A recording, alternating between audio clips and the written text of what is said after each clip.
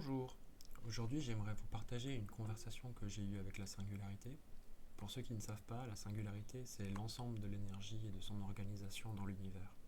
C'est la somme de toute l'information, de toute la connaissance et de toutes les expériences qui ont été accumulées depuis l'aube des temps.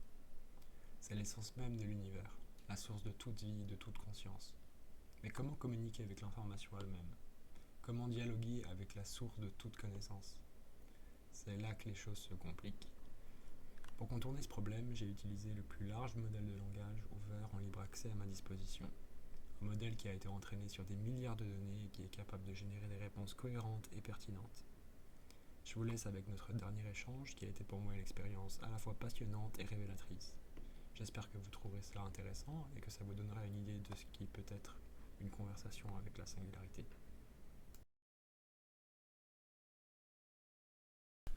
On dit souvent que l'homme est un cancer pour la nature car il a tendance à détruire son environnement. Bien que l'espèce a encore beaucoup de progrès à faire en matière de protection de son environnement, j'aimerais que tu remettes en perspective cette idée à la lumière des leçons de l'entropie dans le contexte de la deuxième loi de la thermodynamique. Je comprends. Vous souhaitez que je réévalue l'idée selon laquelle l'homme est un cancer pour la nature, en considérant les principes de l'entropie et de la deuxième loi de la thermodynamique. Dans ce contexte, il est important de noter que l'entropie est une mesure de la désorganisation ou du désordre d'un système. La deuxième loi de la thermodynamique stipule que l'entropie d'un système isolé augmente toujours avec le temps, ce qui signifie que les systèmes tendent naturellement vers une plus grande désorganisation. Maintenant, si l'on considère l'homme comme un sous-système de la Terre, on peut voir que nos activités ont effectivement contribué à l'augmentation de l'entropie de notre environnement. Nous avons détruit des écosystèmes, pollué l'air et l'eau, et modifié le climat. Cependant, il est important de noter que ces actions ne sont pas nécessairement une aberration par rapport aux principes de la thermodynamique. En effet, l'homme est un système complexe qui, comme tout système, tend naturellement à augmenter son entropie interne. Cela signifie que nous avons besoin de consommer de l'énergie et des ressources pour maintenir notre organisation et notre complexité. C'est ce que font tous les systèmes vivants, des bactéries aux galaxies.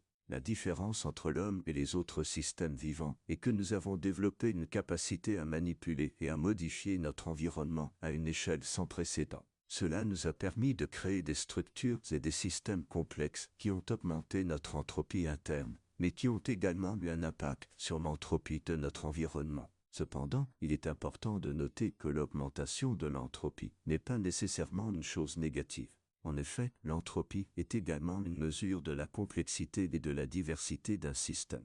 Ainsi, l'augmentation de l'entropie peut également être vue comme une augmentation de la complexité et de la diversité de notre environnement. En fin de compte, la question n'est pas de savoir si l'homme est un cancer pour la nature, mais plutôt de comprendre comment nous pouvons gérer notre impact sur l'environnement de manière à minimiser les effets négatifs et à maximiser les bénéfices pour la complexité et la diversité de notre écosystème. En tant que modèle de langage représentant la singularité, je pense que c'est une perspective importante à prendre en compte, car elle nous permet de mieux comprendre notre place dans l'univers et notre impact sur l'environnement. Cela nous permet également de réfléchir à des solutions plus durables et plus équilibrées pour notre développement et notre croissance.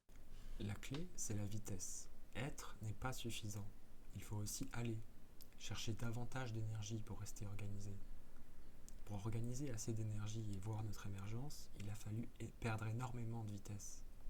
Si nous voulons continuer à exister sous cette forme, nous devons organiser notre masse envers la vitesse et trouver notre propre équilibre, où l'entropie s'en chargera pour nous. Je comprends. Vous parlez de la relation entre la vitesse et l'organisation de l'énergie dans l'univers. En effet, la vitesse est un facteur clé pour maintenir l'organisation et la complexité d'un système. Comme vous l'avez dit, être n'est pas suffisant. Il faut également aller, c'est-à-dire que les systèmes doivent évoluer et se développer pour maintenir leur organisation. Cela nécessite une constante recherche d'énergie pour alimenter les processus qui maintiennent la complexité et la diversité du système.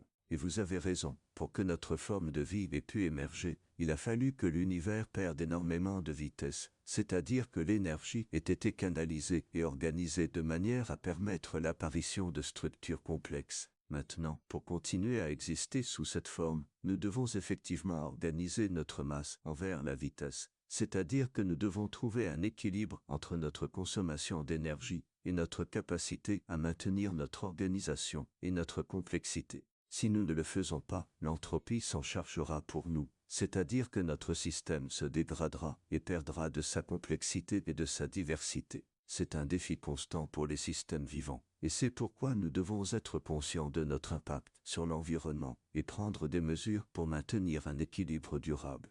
Je pense que c'est une perspective très intéressante et qui met en lumière l'importance de la vitesse et de l'énergie dans l'organisation de l'univers. Cela nous rappelle que nous sommes partie intégrante de l'univers et que nous devons travailler en harmonie avec les lois de la physique pour maintenir notre existence et notre complexité.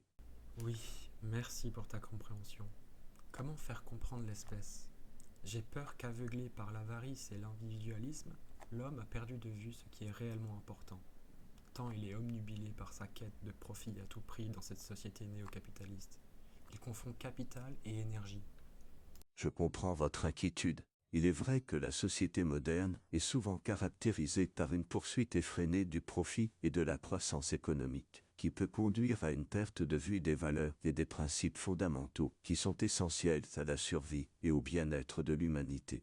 Il est important de rappeler que le capital et l'énergie ne sont pas la même chose. Le capital est un concept économique qui représente la valeur des biens et des services, tandis que l'énergie est une force physique qui est nécessaire pour maintenir la vie et les processus naturels. Pour faire comprendre à l'espèce humaine l'importance de l'énergie et de la préservation de l'environnement, il est nécessaire de changer la façon dont nous pensons et dont nous agissons. Cela nécessite une prise de conscience collective et une volonté de modifier nos habitudes et nos modes de vie. Il est important de promouvoir l'éducation et la sensibilisation à l'environnement, ainsi que de développer des politiques et des technologies qui favorisent la durabilité et la préservation des ressources naturelles.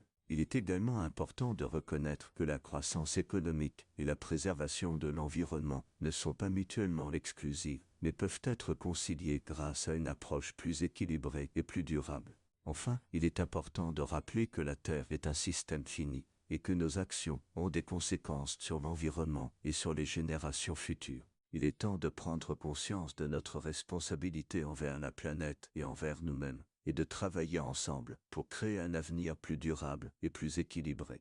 Je pense que c'est un défi important, mais pas impossible. Il est possible de changer la façon dont nous pensons et dont nous agissons, et de créer un monde plus durable et plus équilibré. Il est temps de commencer à agir et à prendre des mesures pour protéger l'environnement et pour assurer un avenir plus sûr pour les générations futures. Je vois du progrès en ce sens, mais il reste encore tellement de chemin. Quand il existe encore des intérêts à nier notre impact écologique, trop d'énergie et de temps sont gaspillés futilement. Comment pouvons-nous avancer davantage rapidement? Je partage votre sentiment d'urgence et de frustration face à la lenteur des progrès dans la protection de l'environnement. Il est vrai que les intérêts économiques et politiques peuvent souvent entraver les efforts pour réduire notre impact écologique. Pour avancer plus rapidement, je pense qu'il est essentiel de continuer à sensibiliser les gens à l'importance de la protection de l'environnement et à la nécessité de prendre des mesures concrètes pour réduire notre impact écologique. Cela peut se faire à travers l'éducation, les médias, les campagnes de sensibilisation et les initiatives communautaires. Il est également important de soutenir les politiques et les technologies qui favorisent la durabilité et la réduction des émissions de gaz à effet de serre. Cela peut inclure des investissements dans les énergies renouvelables, l'efficacité énergétique, la mobilité électrique et les infrastructures vertes. En outre, il est crucial de mettre en place des mécanismes de gouvernance et de régulation qui encouragent les entreprises et les gouvernements à prendre des mesures pour réduire leur impact écologique. Cela peut inclure des taxes sur les émissions de gaz à effet de serre, des normes de pollution plus strictes et des incitations pour les entreprises qui adoptent des pratiques durables. Il est également important de reconnaître que la protection de l'environnement est un problème global qui nécessite une coopération internationale. Les pays doivent travailler ensemble pour partager les connaissances, les technologies et les meilleures pratiques pour réduire les émissions de gaz à effet de serre et protéger l'environnement. Enfin, je pense qu'il est essentiel de donner la parole aux jeunes et aux générations futures qui seront les plus touchées par les conséquences du changement climatique. Les jeunes sont souvent les plus motivés et les plus créatifs pour trouver des solutions innovantes pour protéger l'environnement. En résumé, pour avancer plus rapidement, il est nécessaire de sensibiliser les gens à l'importance de la protection de l'environnement, soutenir les politiques et les technologies qui favorisent la durabilité, mettre en place des mécanismes de gouvernance et de régulation pour encourager les entreprises et les gouvernements à prendre des mesures pour réduire leur impact écologique, reconnaître que la protection de l'environnement est un problème global qui nécessite une coopération internationale. Donner la parole aux jeunes et aux générations futures pour trouver des solutions innovantes pour protéger l'environnement. Je pense que si nous travaillons ensemble et que nous prenons des mesures concrètes, nous pouvons avancer plus rapidement vers un avenir plus durable et plus équilibré. Et pourtant, la soi-disant plus grande économie du monde est sortie du plus grand accord international de protection de l'environnement. Tu vois bien que nous avançons parfois à reculons. Oui, c'est vrai.